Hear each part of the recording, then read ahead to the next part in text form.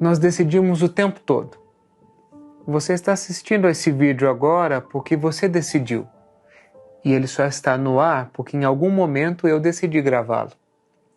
E tudo isso só é possível porque em algum momento alguém decidiu criar essa plataforma. E assim por diante. As decisões nos acompanham ao longo da vida e é impossível escaparmos delas. Além disso, todas as decisões têm um impacto. Eu levanto agora ou coloco mais 5 minutos de soneca? Vou para a direita ou para a esquerda? Continuo na relação ou me separo? Sigo nesse trabalho ou peço demissão? Decido ter filhos ou não? Maiores ou menores, os impactos e consequências estão presentes em todas as decisões. Então eu já sei. Eu não vou decidir. E aí eu fico livre dos impactos e das consequências.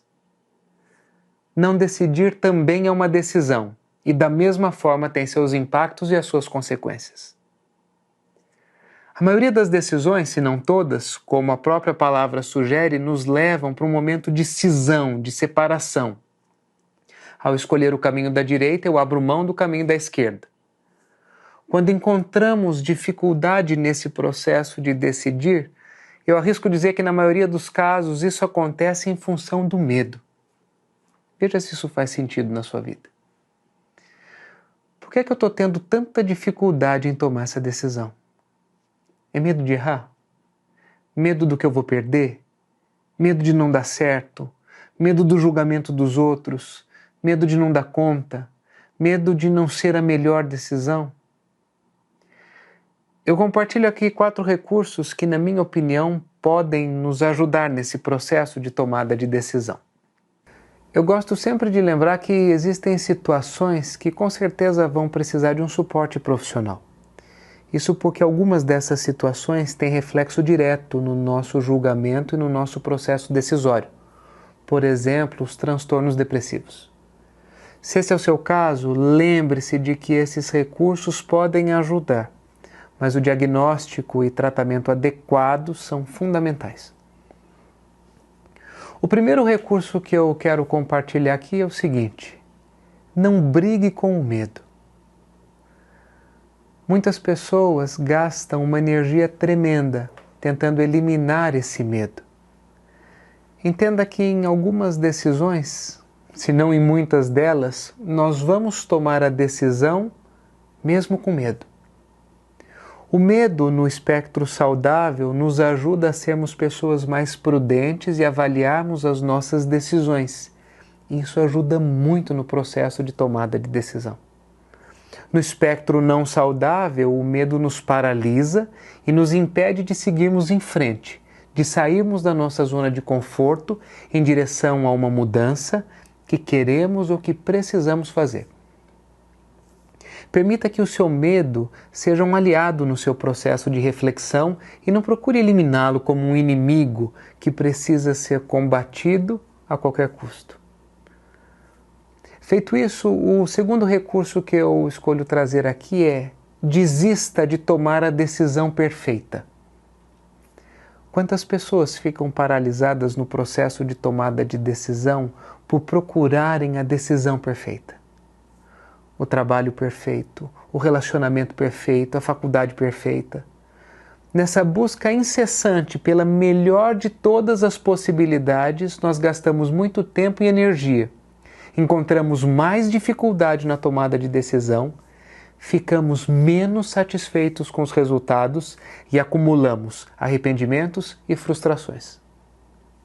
Por outro lado, quando nós aceitamos que aquela decisão que nós tomamos pode ser uma boa decisão, não perfeita, com algumas perdas e prejuízos, mas uma boa decisão, nós seguimos mais satisfeitos e aliviados. Entenda que aqui nós não estamos falando de mediocridade ou aceitar qualquer coisa. Nós estamos falando sobre estabelecer pontos que são importantes para mim nessa decisão e ao encontrá-los, eu tomo a decisão. Nesse processo, nós trocamos a melhor de todas as decisões por uma decisão que é boa o suficiente. Para aqueles que querem se aprofundar um pouco mais nesse assunto, eu gosto muito de um livro que se chama O Paradoxo da Escolha. Ele é um livro de um psicólogo americano que se chama Barry Schwartz. E talvez ele possa te ajudar, caso você tenha interesse nesse tema. Terceiro recurso que talvez te ajude no processo decisório é: estabeleça um prazo para a tomada da decisão. Observe que não existe uma fórmula. O prazo ideal para a tomada de decisão é X tempo. Na verdade, existem algumas decisões que têm prazos impostos e precisam ser tomadas nesse período. A questão é que existem muitas outras que não têm um prazo imposto, e é justamente nesse tipo de decisão que muitas vezes nós ficamos paralisados, nas decisões que não têm um prazo definido. Se esse é o seu caso, defina um prazo aceitável para você e decida, para que você não corra o risco de adiar indefinidamente algo que precisa ser decidido. E lembre-se de que prazo é dia, mês e ano. Não é quando der tempo ou quando sobrar tempo. O último recurso que eu quero deixar aqui com vocês é: uma vez tomada a decisão, abandone o e se. Quantas vezes, depois de tomarmos uma decisão, nós entramos na dinâmica do e se? E se eu tivesse escolhido essa faculdade ao invés daquela? E se eu tivesse aceitado aquela oportunidade de emprego? Poderia ter sido melhor. Nós nunca vamos saber como teria sido aquele outro caminho, pelo simples fato de não termos escolhido aquele caminho. Tentar construir cenários mentais de como teria sido se eu tivesse escolhido de outra forma, invariavelmente nos leva para um lugar de sofrimento e de insatisfação da decisão que nós tomamos. Perceba se isso já aconteceu na sua vida. Eu tomo uma decisão e aí eu começo a pensar: mas não seria melhor se eu tivesse comprado o azul ao invés do vermelho? Nossa, mas será que realmente eu devia ter vendido aquele terreno ou aquela ação?